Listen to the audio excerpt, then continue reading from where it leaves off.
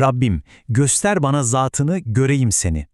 Düşünsenize, bu sözler sadece bir peygamberin duası değil. Aslında ilahi olanı, aşkın olanı kendi gözleriyle görmek, ona doğrudan dokunmak isteyen o muazzam insani arzunun en saf, en çıplak hali. Merhaba, kaynak metinlerin derinliklerine inip bilgiyi adeta görsel bir şölene dönüştürdüğümüz yepyeni bir incelemeye hoş geldiniz. Bu incelememizde insanlık tarihinin ve kutsal metinlerin üzerine en çok konuşulan, en gizemli figürlerinden birini Hz. Musa'yı konuşacağız. Amacımız kaynaklarımızda onun hakkında yazılan her şeyi detaylıca masaya yatırmak. Ama bunu yaparken sadece hepimizin bildiği o geleneksel anlatılarla yetinmeyeceğiz. Hayır, Hz. Musa'nın hayatını ve o büyük mücadelesini son derece büyüleyici, rasyonalist perspektiflerle yani akılcı bir süzgeçten geçirerek keşfedeceğiz.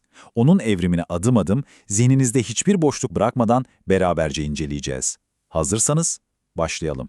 Peki bu incelemede bizi neler bekliyor? Hızlıca bir yol haritamıza bakalım. İlk olarak insani kusur ve arınma ile başlayacağız. Ardından mucizelere rasyonel bakış açısını keşfedeceğiz. Üçüncü durağımızda kurtarıcı ve deniz var. Dördüncü adımda o meşhur ilahiyatı tartışmak meselesine girecek. Ve son olarak yasa koyucunun sınavlarıyla bu destansı serüveni tamamlayacağız. Hemen birinci bölümümüzle başlıyoruz. İnsani kusur ve arınma. Biliyor musunuz, Musa'yı gerçekten anlamak istiyorsak, onu en baştan doğaüstü, kusursuz bir figür olarak düşünmemeliyiz. O, Mısır'daki zorlu yaşamın bütün o ağır yükünü omuzlarında taşıyan, hata yapabilen gerçek bir insandı. Hayatındaki o büyük kırılma anı muazzam bir tezat barındırıyor aslında. Bir tarafta Mısır'daki o ezilmişliğin, baskının getirdiği ani bir öfke patlamasıyla bir Kıpti'nin ölümüne istemeden sebep olan, pişmanlık içinde kıvranan bir adam var.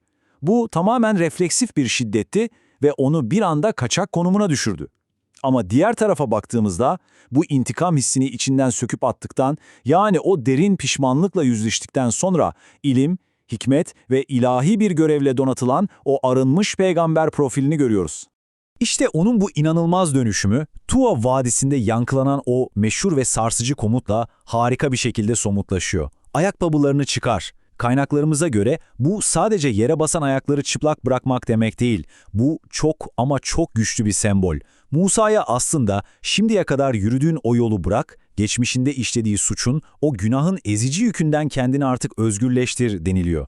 Yani Musa'nın gerçek bir lider olabilmesi için geçmişin o ağır, pişmanlık dolu ayakkabılarını tam da orada, o vadide bırakması gerekiyordu. Buradan çok mantıksal bir sıçrama yapıyor ve ikinci bölümümüze geçiyoruz. Mucizelere rasyonel bakış.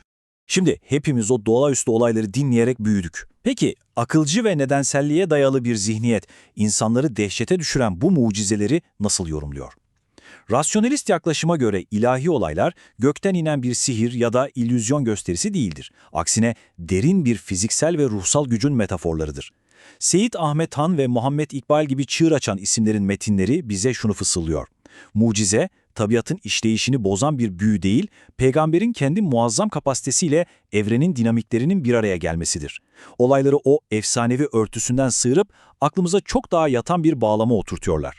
Muhammed İkbal'in notlarına baktığımızda o çok iyi bildiğimiz asa ve parlayan beyaz el, yani 7 Beyza mucizelerine inanılmaz derinlikli bir yorum getirdiğini görüyoruz. İkbal'e göre bunlar öyle bildiğimiz sihirli nesneler falan değil.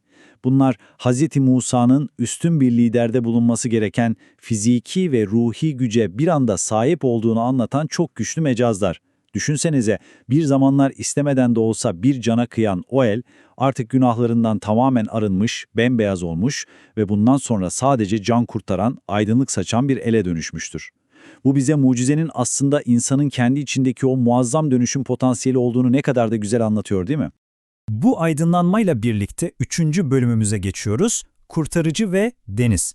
Musa'nın omuzlarındaki o en ağır yük, köleleştirilmiş koca bir halkı alıp özgürlüğe taşımaktı. Ve şüphesiz bu yolculuğun en ikonik anı denizin geçilmesidir.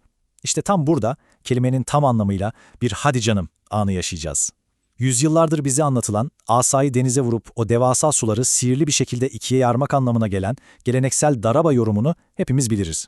Ama rasyonel yoruma, özellikle de Seyit Ahmet Han'ın analizine baktığımızda işin rengi tamamen değişiyor. Ahmet Han diyor ki, daraba kelimesi burada fiziksel bir vurma değil, tıpkı daraba fil ardi ifadesinde olduğu gibi koşmak, seyahat etmek, geçip gitmek anlamındadır. Kızıldeniz'in geçilişini o bildiğimiz doğadaki Medcezir olayıyla açıklıyor. Yani suların çekildiği Cezil esnasında Musa ve halkı o sığlaşan bölgeden koşarak geçiyorlar. Onları kovalayan Firavun ve devasa ordusu denize tam girdiğinde ise Med zamanı geliyor, sular doğal akışıyla yükseliyor ve ordu sulara gömülüyor. Aslında mucize o doğaüstü büyüde değil, tam da bu kusursuz zamanlamanın ilahi planın ta kendisinde. Denizin o serin sularından çıkıp Firavun sarayının o ateşli tartışma atmosferine dönelim. 4. bölümümüz. İlahiyatı tartışmak. Firavun ile Musa arasındaki bu yüksek gerilimli zeka savaşının adımlarını bir düşünün. Saraydasınız, 1. adımda Firavun son derece kurnazca bir soru soruyor. Alemlerin Rabbi de nedir diyerek Allah'ın tam olarak mahiyetini, gözle görülür o özünü bilmek istiyor. Bir tuzak. Fakat 2. adıma bakın, Musa bu imkansız teolojik tuzağa asla düşmüyor, soruyu o kadar zekice yönlendiriyor ki Allah'ın mahiyetini değil, eylemlerini anlatmaya başlıyor. O, göklerin, yerin ve ikisi arasındakilerin Rabbidir diyor. 3. adımda Firavun tabii ki kibrini konuşturup yanındakilere dönüyor ve Musa'yı küçümseyerek onun bir deli olduğunu iddia ediyor. Fakat 4. adımda Musa son noktayı evrensel, sarsılmaz bir gerçeklikle koyuyor. Eğer kafanızı çalıştırırsanız anlarsınız ki o, doğunun, batının ve bu ikisi arasındaki her varlığın Rabbidir. Buradaki kıvrak zeka ve diyalektik gerçekten muazzam. Şimdi hikayenin belki de bir lider için en acı, en yıpratıcı kısmına 5. bölümümüze geliyoruz. Yasak koyucunun sınavları. Şunu unutmayın, özgürleştirdiğiniz bir kitleyi yönetmek, onları kurtarmaktan çok ama çok daha zordur. Musa'nın Sina Dağı'ndan, yani o ilahi vahyi alıp döndüğünde karşılaştığı sarsıcı manzarayı bir hayal edin. Halkını sadece kısa bir süreliğine bırakıyor ve geri döndüğünde Samiri adındaki bir adamın kışkırtmasıyla tüm halkının eski Mısır alışkanlıklarına, altın bir buzağıya tapmaya geri döndüğünü görüyor. Kaynak metinler burada bize Musa'nın o hep bildiğimiz ağırbaşlı peygamberane duruşundan ziyade saf, yaralı ve çok öfkeli, çok insani bir tepkisini gösteriyor.